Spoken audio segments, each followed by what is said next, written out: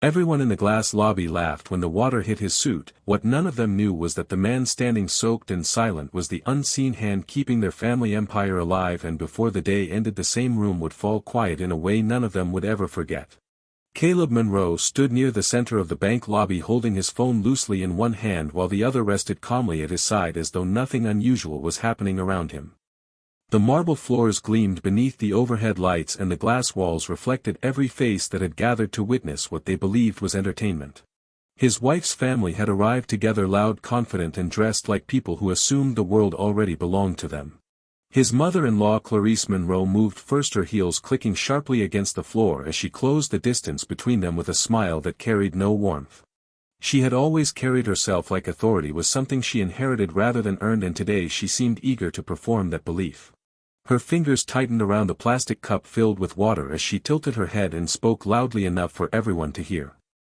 "This is what happens when you let dead weight follow you into important spaces." Before Caleb could respond or even shift his stance, she flung the water forward. It splashed across his chest, soaked into his tailored suit, and scattered across the floor. For a heartbeat the room froze. Then laughter erupted. It came from every direction, sharp, mocking, and unrestrained. His brother-in-law bent over clutching his stomach while his sister-in-law covered her mouth pretending shock while clearly enjoying the moment. Several employees near the reception desk exchanged glances, unsure whether they were allowed to intervene or expected to watch. Caleb did not move. He did not wipe his face or shake the water from his sleeves. He simply stood there, breathing steadily as droplets slid down his cuffs and darkened the marble beneath his shoes. His wife Renee stood slightly behind her family, arms crossed, lips curved into something that looked like satisfaction. She did not step forward. She did not apologize.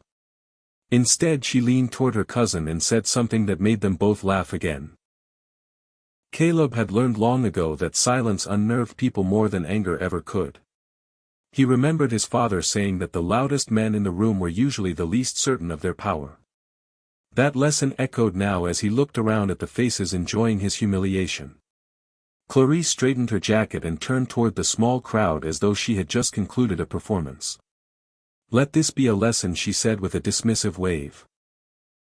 "This family is not carried by men who bring nothing to the table." Another round of laughter followed.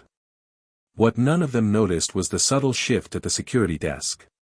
The branch manager had stepped out from behind the glass office, eyes locked on Caleb with a growing look of recognition.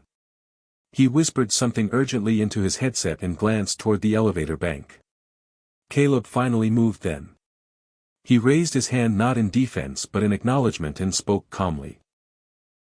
"I think we should all take a breath." The laughter faded, slightly surprised by his tone more than his words. Clarice scoffed. "You think you get to speak now?" she snapped. "You should be thanking us for letting you stand in this building." Caleb looked at her, then really looked at her. Not with anger or resentment but with something closer to clarity. "This building," he repeated softly. He glanced down at his phone where a message waited unopened. 700 million approved and released. Wire confirmation attached. The funds that would keep their family bank from collapsing under debt. The funds that had already been authorized hours ago. The funds that bore his signature. He slipped the phone back into his pocket without showing anyone. Not yet. The elevator chimed behind them and a group of executives stepped out, their expressions tense and focused. The lead attorney froze mid-step when he saw Caleb standing there drenched and silent. "Sir," he said instinctively before stopping himself and looking around at the room. Clarice turned, annoyed at the interruption. "We are having a family matter here." The attorney swallowed hard. "Ma'am, this is not a family matter." Caleb finally wiped his sleeve with deliberate care and straightened his posture. The laughter had fully died, now replaced by confusion and discomfort. He met the attorney's eyes and nodded once. "We can proceed," he said. The room held its breath. And the truth waited just beyond the next sentence. The silence that followed Caleb's quiet words did not come from respect but from uncertainty, as everyone in the lobby struggled to understand why the atmosphere had shifted so suddenly. People who had been laughing seconds earlier now found themselves standing straighter, glancing at one another as if searching for a script that had suddenly gone missing. Clarice noticed it too, though she refused to acknowledge it outwardly and instead crossed her arms, tightening her jaw as she stared at Caleb like he was an inconvenience refusing to disappear. She scoffed loudly again, trying to reclaim control of the moment by volume alone. Proceed with what she demanded. Dry cleaning a suit you cannot afford. A few weak chuckles followed, but they did not land the same way, and Caleb could feel it in the air like a pressure change before a storm. He took a step forward slowly, the water still clinging to the fabric of his jacket, and every eye followed him without realizing they were doing it. The attorney cleared his throat again, this time louder and more urgent. Sir, the board is assembled and waiting. We were informed you would arrive shortly. Clarice turned sharply, her eyes narrowing. The board, she repeated incredulously. Why would the board be waiting for him? Renee finally spoke, her voice sharp with irritation rather than concern. This is getting ridiculous, she said. He does not work here, and he certainly does not have anything to do with the board. Caleb turned to look at her, and for the first time there was no pleading in his eyes. No quiet patience.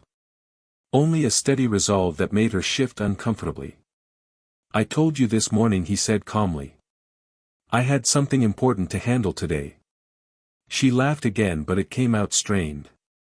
You say that every time you leave the house with nothing to show for it.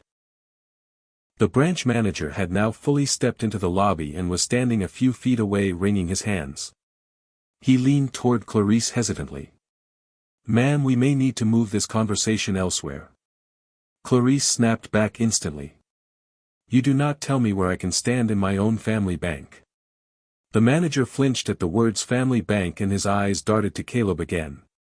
Caleb met his gaze and gave a small nod. Clarice noticed the exchange and something flickered behind her eyes. What is that look? She snapped, pointing at the manager. Why are you looking at him like that? The manager swallowed. Because he is the one who authorized the emergency capital injection this morning. The words hung in the air, heavy and unreal. No one laughed this time. Renee's smile froze halfway across her face. What did you just say? She asked slowly. Caleb exhaled through his nose, not in relief but in preparation. He had known this moment would come. He had simply not expected it to arrive soaked in water and humiliation. The attorney stepped forward now, holding a leather folder pressed tightly to his chest. $700 million was approved and released into this institution today, he said clearly. Without it, this bank would not have met regulatory requirements by the end of the quarter. Clarice shook her head aggressively. No, that is not possible. Our investors would have told us. The attorney opened the folder and turned it so they could see the documents inside. The final approval came from a private holding entity that operates quietly by design. The signatory is listed here. He paused and looked directly at Caleb before finishing. Caleb Monroe. The sound that followed was not laughter but a collective gasp, sharp and involuntary. Renee took a step back as if the floor had shifted beneath her. Her eyes moved from the papers to Caleb and back again, searching desperately for a joke that never came. Clarice's lips parted but no sound emerged at first. She tried again, her voice suddenly thin. This is some kind of mistake. Caleb finally spoke again, and his voice carried through the lobby without effort. It is not a mistake. I told you I was working. I just did not think you would ever listen. His brother-in-law laughed weakly, shaking his head. This is insane. You are telling us he owns the bank. The attorney corrected him immediately. He owns the controlling interest. The bank exists because he chose to save it. The branch manager straightened, his posture visibly relieved, as though a weight had been lifted. Security personnel who had been hovering uncertainly now stepped back, instinctively giving Caleb space. Clarice's hands trembled slightly and she clenched them into fists. You let him pour water on my daughter's husband, she stammered, looking around desperately for allies. You all laughed. No one met her eyes. Renee felt something inside her chest tighten painfully. Memories rushed back, conversations dismissed, jokes made at Caleb's expense, the constant belief that she had married beneath her. She looked at the man standing in front of her now and realized she had never truly known him. Caleb looked at her once more, and there was sadness there now layered beneath the resolve. "I never wanted to embarrass you," he said. "I just wanted respect." The attorney cleared his throat again gently. "Sir, the board is waiting and they would like you to address the room." Caleb nodded once. "Give me a moment." He turned back to Clarice, who stood frozen, her authority evaporated in real time. "I hope the water was worth it," he said quietly. "Because this is the last time you will ever raise a hand against me."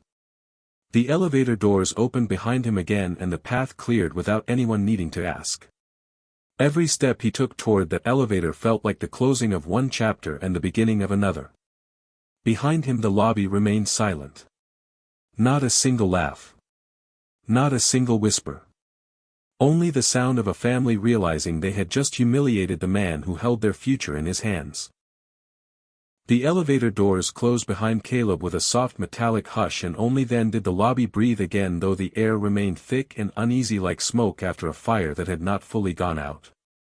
Renee stood motionless, her heels rooted to the marble floor, as if moving might shatter the fragile illusion she had been clinging to for years. She watched the numbers above the elevator tick upward, and with every second that passed another memory surfaced, one after another, moments where she had dismissed Caleb's words, mocked his silence, or treated his patience as weakness. Clarice was the first to break the stillness, though her voice came out brittle and strained. "This is not over," she said sharply, as if saying it loudly enough could make it true. No one responded. Her husband shifted uncomfortably beside her, tugging at his jacket collar while avoiding her gaze. He had laughed the loudest earlier, and now that sound echoed painfully in his ears. He glanced at the security guards, then at the branch manager, who no longer looked afraid but resolute. Renee finally turned toward her mother, and her eyes glistened though her expression remained guarded. "You poured water on him," she said quietly. "In front of everyone." Clarice snapped back instantly. "Do not start with me. You are the one who married him." Renee flinched. "I married him because I loved him." The word sounded foreign even to her. Upstairs the boardroom was already buzzing with hushed conversation as Caleb stepped out of the elevator and into the corridor. Executives who had once only known him through secure calls and legal representatives now stood straighter as he passed. Some nodded respectfully, others looked visibly relieved. The chairman approached him immediately, extending a hand. "We were beginning to worry something had gone wrong." Caleb accepted the handshake calmly. "Something did go wrong," he replied. "But not with the deal." They entered the boardroom together and the doors closed behind them, cutting off the world below. Back in the lobby, Renee's sister finally spoke, her voice low and uncertain. "If he really owns the bank, then what does that mean for us?" The question landed heavily. Clarice straightened her spine, drawing on decades of practiced control. "It means nothing," she insisted. "Family is family." But the branch manager stepped forward respectfully. "With all due respect, ma'am, family does not override ownership or governance. Mr. Monroe now holds the final authority." Renee's stomach twisted. Final authority. The phrase repeated in her mind like a warning bell. She suddenly remembered the papers she had shoved across the counter the night before. The divorce documents she had demanded he sign while standing exactly where she stood now. Her breath caught as the weight of that memory crushed down on her chest. At that same moment Caleb stood at the head of the boardroom table, looking out at the faces of men and women who had never doubted him. He placed his hands flat against the polished surface and spoke with measured calm. "I did not come here to punish anyone," he began. "I came because this institution matters. Because the people who depend on it matter." A murmur of agreement rippled through the room. "But respect matters too," he continued. "And today reminded me how easily people mistake silence for submission." Several board members nodded knowingly. Downstairs Clarice paced in tight circles, her heels clicking sharply against the floor. "This cannot ruin us," she muttered. "We built this reputation. Renee finally lifted her head. No, mother, she said softly. He built it. The words cut deeper than any shout could have. Clarice stopped pacing, slowly turning to face her daughter. You would take his side after everything. Renee swallowed hard. I am not taking sides. I am facing the truth.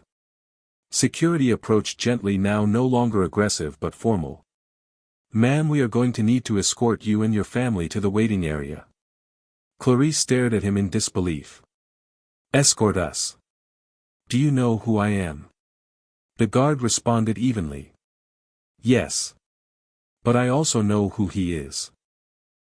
Renee felt tears finally spill over as the family was guided away from the center of the lobby. Employees watched silently, some with pity, others with vindication. Upstairs, Caleb finished his address and the room erupted into applause, not loud or showy but solid and sincere. The chairman leaned toward him. Your family situation will not affect our confidence in you. Caleb nodded. I know. But it will affect my decisions going forward. As the meeting adjourned, his phone vibrated softly in his pocket. A message from Renee appeared on the screen, unread but impossible to ignore. Caleb stared at it for a long moment before locking the screen and slipping the phone away. There would be time for that later. For now he had control of the bank. Control of the future. And finally control of his own narrative. Below him, his wife and her family sat in a glass room surrounded by everything they thought they owned. Realizing too late that none of it ever truly belonged to them. The waiting area felt colder than the lobby, even though the temperature had not changed, and Renee noticed how the glass walls no longer felt transparent but isolating, like an aquarium where everyone could see them but no one cared to listen.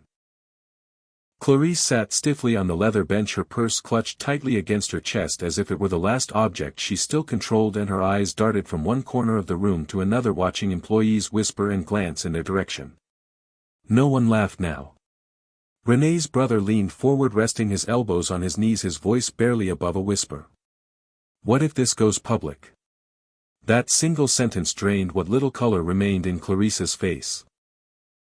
Across the building, phones were already lighting up with discreet messages and emails sent between executives, legal teams and board members, because moments like this never stayed private and everyone who mattered understood that. The story was already moving. Upstairs, Caleb stood alone in his new office, the door closed behind him as he looked out through floor-to-ceiling windows at the city he had quietly invested in for over a decade. He loosened his tie slowly, not from exhaustion but from the weight of finally being seen. His assistant knocked gently before entering. Sir, the communications team is asking how you would like the situation downstairs handled. Caleb did not turn. Handle it professionally, he said calmly. No embellishments. No cover-ups. She nodded, taking notes quickly. And your family? He exhaled slowly. They are guests. Nothing more. Back in the waiting area, Clarice finally broke. This is your fault, she hissed at Renee. You married beneath us. Renee lifted her head, her voice steady in a way it had never been before. No, mother. I married a man who loved me while all of you measured worth by noise and titles. Clarice scoffed. Do not pretend this is about love. Renee stood then, her knees shaking but her resolve firm. It is about respect. Something you took from him publicly. Her sister looked up sharply. Renee, stop. But Renee did not stop. You laughed when he was quiet. You mocked him when he stayed patient. You cheered when he was humiliated. Her voice cracked. And I let it happen. That confession hung heavily in the air. Moments later, the branch manager returned, his demeanor now formal and detached. Ma'am, Mr. Monroe has requested that you be escorted out of the building. Clarice's mouth fell open. Requested. Yes, ma'am. Renee felt something inside her collapse, not with anger but with grief. He had not shouted. He had not punished. He had simply decided. As they were led through the lobby, employees stepped aside instinctively and the walk felt longer than before, each step echoing louder than the last. The same marble floor that had amplified laughter earlier now magnified shame. Outside the glass doors Clarice spun around suddenly. You think this is over? You think money makes him untouchable? Renee looked back through the glass toward the elevators that led to Caleb. No, she said quietly. I think silence made him powerful long before money ever did. Inside the building the board reconvened briefly as legal counsel began drafting immediate restructuring notices. Accounts were secured. Lines of credit stabilized. The bank breathed again. Caleb sat at the head of the table once more, his voice firm but measured. We move forward today. No retaliation. No favoritism. A pause then. But accountability. Down on the street Renee watched her family scatter in different directions, their confidence fractured, and she realized for the first time how fragile it had always been. She pulled out her phone and stared at the message she had sent earlier, still unread. I am sorry. The words felt small. Insufficient.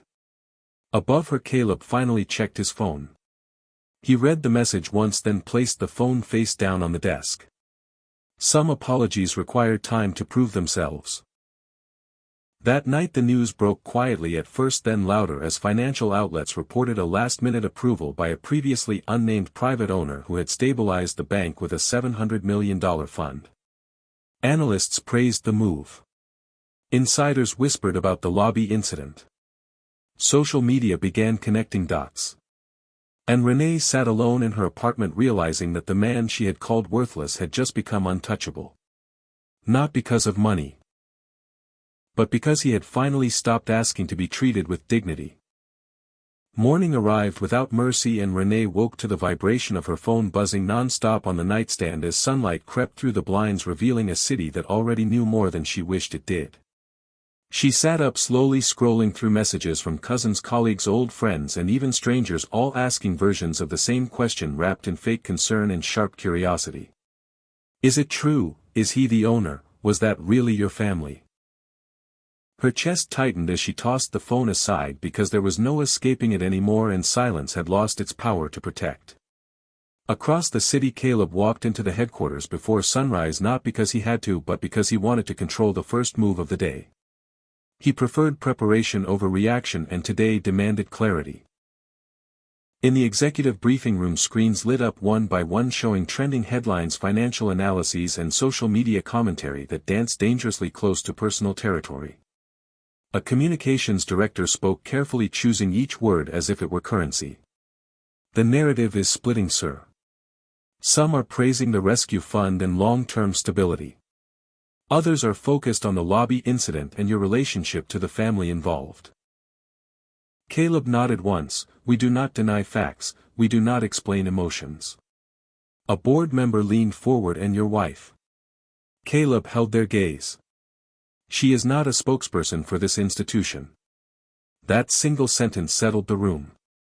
By mid-morning Clarice sat at her dining table watching the same news cycle repeat, her face frozen between disbelief and fury as commentators discussed how arrogance and entitlement nearly cost a legacy institution its future. Her phone rang again and again, but she refused to answer because every ring felt like judgment. Every silence felt earned. Renee arrived at work late, her coworkers unusually quiet as she passed desks that once greeted her warmly. No one said anything, and somehow that hurt more than whispers ever could. In a conference room someone had left a tablet open showing a paused clip from the lobby with the caption blurred but unmistakable. Renee closed it gently, her hands trembling. At lunch she finally opened her phone and typed a longer message. I know sorry is not enough, I did not protect you, I did not choose you. I want to understand if there is anything left to save. She stared at the screen before sending, then sat back as if bracing for impact. Across town Caleb reviewed legal documents when his phone vibrated. He read the message slowly this time. Every word, every pause. He did not reply. Instead he stood and walked to the window, watching people rush below, unaware of how many lives were shifting quietly inside glass buildings just like this one. That afternoon a respected financial journal published an in-depth profile revealing how the bank had been quietly acquired years earlier through a private trust managed by Caleb under a different corporate identity. The article highlighted disciplined patience and a refusal to seek validation. The comments section exploded. Some praised his restraint. Others questioned how someone so powerful tolerated disrespect for so long. Caleb read none of it. He sat with his legal team discussing boundaries and restructuring policies that would ensure no personal relationships ever crossed professional lines again. Meanwhile, Renee faced her family for the first time since the incident. They gathered at Clarissa's house, voices overlapping, blame shifting faster than responsibility. "You embarrassed us. You brought him into this family. You should have known." Renee stood silently absorbing every word until something inside her snapped quietly, not loudly but decisively. "No," she said finally. "You embarrassed yourselves. I just stopped pretending it was normal." They stared at her stunned. She continued, her voice shaking but firm. "You taught me to measure worth by noise and dominance. And I unlearned it too late." That night Caleb returned to his apartment alone, pouring a glass of water and sitting at the table where he had once waited patiently for Renee to come home. He remembered the nights he swallowed words to keep peace and the mornings he left early to avoid confrontation. He opened his phone and finally typed, "I am not angry. But trust does not heal on command." He sent it and placed the phone down. Renee read the message seconds later, tears spilling freely as she realized that forgiveness was not denial of pain but acknowledgement of it. Outside, the city hummed, unaware that power had shifted not through shouting or revenge but through quiet boundaries finally enforced. And as the night settled, one truth became unavoidable. Money did not reveal who Caleb was. Silence had merely hidden him until the world forced him into the light. The confrontation did not arrive with raised voices or dramatic entrances because by now everyone involved understood that the loudest moments had already passed and what remained was far more dangerous. Truth spoken calmly. Renee stood outside the bank headquarters late that afternoon, watching employees move in and out with purpose, knowing she was no longer part of that flow. She had asked for a meeting not as a wife, not as family, but as a person willing to face what she had helped create. Security escorted her upstairs without comment, and that alone told her everything had changed. No smiles, no familiarity. Only procedure. Caleb was standing by the window when she entered his office, his back turned as the city stretched endlessly below them. For a long moment neither spoke, and the silence between them was heavier than any argument they had ever had. "You did not have to come," he said finally without turning. "I needed to," she replied quietly. "Not for forgiveness.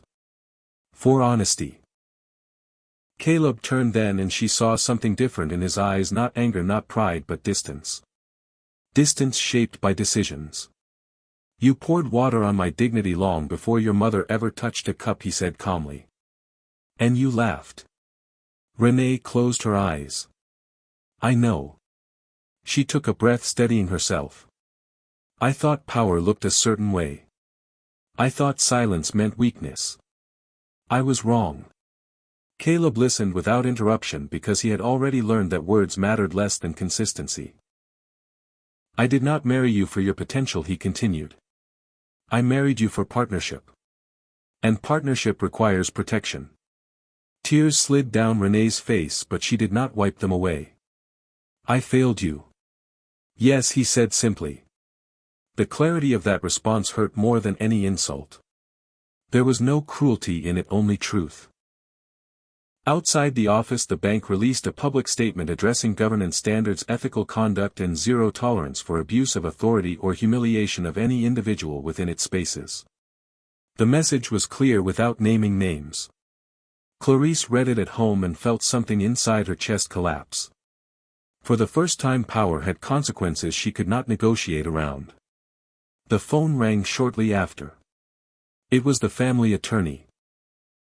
"We need to discuss restructuring assets and liabilities immediately. The bank is no longer inclined to extend informal protections."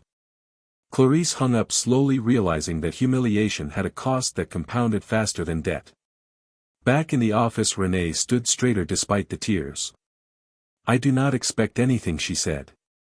"But I will not pretend anymore." Caleb nodded. "That is a start." He walked past her, opening the door, signaling the meeting was over. Renee paused at the threshold, turning back one last time.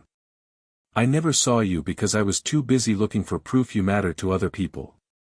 Caleb met her gaze. "I never needed proof." She left quietly. That evening Caleb addressed senior leadership, reiterating expectations not just for performance but for character. He made it clear that power would never excuse cruelty and that silence would never again be mistaken for consent. Employees listened because they had seen the cost of forgetting that lesson. Renee returned home alone, sitting in a small apartment where every sound echoed. She opened her laptop and began writing, not messages, not apologies, but commitments to herself about how she would rebuild.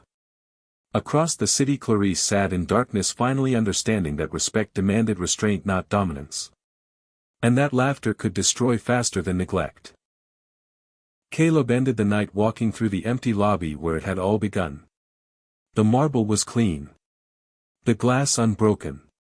But the space felt different now. He paused where the water had soaked his suit days earlier and allowed himself one quiet breath. Not of relief, but of resolve. Because the future was no longer something done to him. It was something he would shape deliberately. The unraveling began quietly in conference rooms and inboxes long before it reached the streets, because real influence shifts in places without windows. Emails circulated among regulators, auditors, and compliance teams outlining new oversight requirements that carried Caleb's signature and an unmistakable tone of finality. Informal favors evaporated overnight, and phone calls that once went unanswered were now returned with carefully worded refusals. Inside, the bank departments adjusted to a new rhythm where authority was clear and boundaries were enforced without exception. Managers who had tolerated arrogance corrected behavior immediately, and those who resisted found themselves reassigned or released with professional courtesy. The culture changed not through speeches but through consistency and the certainty that rules applied to everyone. Across town, Clarice attended a community luncheon, expecting the usual warmth, only to be met with polite distance and measured smiles. Conversation stalled when she approached, and laughter softened into careful nods as people recalibrated their proximity. She realized then that reputation did not vanish loudly, it thinned until it could no longer hold weight. Renee watched the same shift from a different angle as invitations stopped arriving and acquaintances kept their compliments brief. She felt the consequences without resentment, because she finally understood that influence borrowed from others dissolves when the source withdraws. She returned to work quietly, focusing on service rather than status, and the humility steadied her. At headquarters, Caleb reviewed reports that showed stabilization across portfolios and renewed confidence among depositors. The $700 million fund had done its work, and now governance would ensure it endured. He approved community lending initiatives and expanded oversight committees that included voices long ignored. A journalist requested an interview seeking a personal angle, and Caleb declined, offering data instead. Let the numbers speak, he instructed. People listened because results were visible and durable. The city began to understand the story not as a spectacle but as a lesson. That dignity is not optional. That silence can be strategy. That patience can be power. One evening, Caleb hosted a small briefing with civic leaders and nonprofit directors. He spoke plainly about accountability and access. He listened longer than he spoke, and the room responded with trust. Renee attended a public forum weeks later, sitting in the back without announcement. She listened to Caleb answer questions with restraint and clarity and felt pride without entitlement. She left before the crowd gathered because some forms of respect require distance.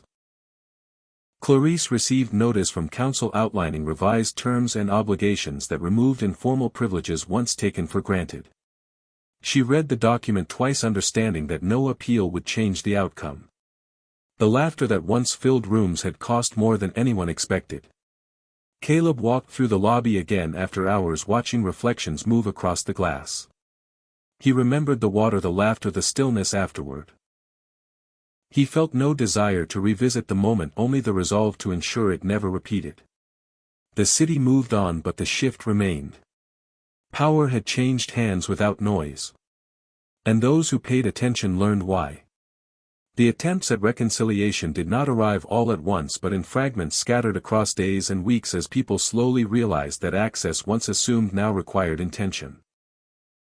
Calls came first, cautious and rehearsed, from relatives who had laughed loudest, hoping familiarity might reopen doors that discipline had firmly closed. Messages followed, layered with praise for Caleb's leadership and subtle reminders of shared history, as if memory alone could negotiate boundaries. Caleb received them all with the same calm detachment, reading, listening, and setting each aside without response, because time had taught him that urgency often masked self-interest. He focused instead on systems, meetings, audits, and community programs that were beginning to show measurable impact across neighborhoods long neglected. Employment numbers rose, training pipelines strengthened, and small businesses stabilized, creating a ripple effect that reached beyond spreadsheets. Inside the bank, a culture of accountability took root, and managers adjusted quickly, understanding that tolerance for humiliation had ended. Anonymous feedback channels opened, and for the first time employees spoke freely about pressures once normalized. Caleb read every report late into the night, not to punish but to correct patterns before they hardened again. Renee felt the distance grow and resisted the urge to close it with words alone. She volunteered evenings at a local center, working quietly without mention of her past or proximity to power. She learned names, listened to stories, and discovered competence beyond titles. The work grounded her and taught patience she had never practiced. Clarice tried a different approach, arranging a private meeting through intermediaries, emphasizing legacy and family unity. The request arrived polished and formal. Caleb declined politely, through counsel explaining that governance and personal boundaries would remain separate. The refusal landed heavier than anger because it offered no leverage. Public discourse shifted again as commentators stopped speculating and began studying outcomes. Articles highlighted governance reforms and community trust metrics rather than drama. The lesson sharpened as the spectacle faded. Consistency outlasts outrage. One afternoon Caleb visited a branch slated for renovation and spoke with tellers who described customers returning after months of uncertainty. He thanked them individually and committed resources to safety and training. Trust rebuilt brick by brick through presence rather than promises. Renee attended a lecture on ethical leadership, sitting among students and professionals. She listened to a speaker describe humility as the willingness to be accountable when no one is watching. The word stayed with her and shaped how she approached each day. Attempts to pressure Caleb increased briefly through social channels and whispered influence. He responded by formalizing oversight and rotating decision authority, ensuring no single relationship could bend outcomes. The architecture of fairness hardened, and with it the possibility of favoritism dissolved. Clarice's social calendar thinned further, and the quiet was instructive. She began to recognize how laughter had insulated her from consequence and how quickly insulation fails. The realization arrived without apology or absolution. Caleb met with a historian commissioned to document the institution's evolution. He insisted the chapter include the lobby incident, not for spectacle but for context. The historian agreed, noting that moments of humiliation often reveal the integrity of leadership more clearly than triumphs. Renee wrote a letter she never sent, describing accountability without expectation. She placed it in a drawer and continued showing up where her presence mattered without needing acknowledgement. As weeks passed, reconciliation attempts slowed, replaced by acceptance. The city adjusted to a steadier rhythm where rules were predictable and dignity enforced. Caleb felt the weight of legacy settle into something manageable, shaped by structure rather than sentiment. He understood that reconciliation, when it comes, must be earned through change, not proximity. And he prepared to choose accordingly. The final decision did not arrive with ceremony or witnesses, because Caleb understood that endings shaped in silence often lasted the longest. He arrived at the headquarters before dawn, walking through corridors still dark enough to reflect only his outline in the glass, and he felt grounded by the routine he had built since the day laughter turned into consequence. He reviewed the overnight report, slowly noting stabilized liquidity, improved community lending metrics, and employee satisfaction scores that told a story no headline ever could. The $700 million fund had done more than save a bank, it had reset expectations about dignity, restraint, and accountability. As the city woke, Caleb drafted a brief memorandum, not emotional, not defensive, but clear, outlining governance standards, conflict boundaries, and a permanent separation between personal relationships and institutional decisions. He signed it and sent it to the board, knowing it would outlive the moment and protect people who would never know his name. Calls came in again that morning, fewer than before but still hopeful, from relatives attempting one last reach. He listened once more and then spoke calmly, explaining that trust rebuilt slowly and only through consistent action. There would be no shortcuts, no symbolic gestures, no public reconciliations to soothe pride. Renee read the news later that day about expanded community programs and oversight committees, and she felt a quiet pride unentangled from entitlement. She understood that proximity to power was not a privilege to reclaim but a lesson to honor. She continued her work without expectation, letting service reshape her sense of worth. Clarice received formal notice confirming revised terms that removed informal influence entirely, and for the first time she sat with the weight of her choices without distraction. The laughter she once used to command rooms echoed back now as memory rather than currency. She began to understand that respect asked for is weaker than respect practiced. At a small ceremony months later, Caleb announced scholarships, apprenticeships, and housing initiatives named after his father. He spoke briefly about patience and listening and the responsibility to protect dignity even when it is inconvenient. Applause followed, but he did not linger. Employees noticed how he walked the floor regularly, asking questions, following up, and closing loops. They learned that silence in his presence meant space, not fear, and that mistakes addressed early became lessons rather than scars. The city adjusted fully as stability became normal and drama faded into footnotes. Analysts pointed to the bank as a case study in quiet leadership and ethical control. Students studied the timeline, noting how restraint compounded into authority. Renee crossed paths with Caleb once more at a public forum, and they exchanged a nod without conversation. The distance remained, but it no longer hurt because it was honest. She left early content to carry the lesson forward. Clarice watched the broadcast from home, recognizing that legacy is not inherited through noise but built through restraint. She turned off the television and sat with the stillness, accepting what could not be undone. That evening Caleb returned to the lobby where it began, standing where water once soaked his suit. The marble shone clean, the glass clear, and the space felt lighter because boundaries had been enforced. He breathed once, not in relief but in resolve. He knew then that power held quietly protects more than it impresses. That dignity defended once becomes a standard defended always. And that the future belongs to those who listen before they speak. Caleb left the building as night settled and the city hummed, indifferent and alive. The bank stood stable. The community stronger. The lesson complete. Because laughter fades. But integrity endures.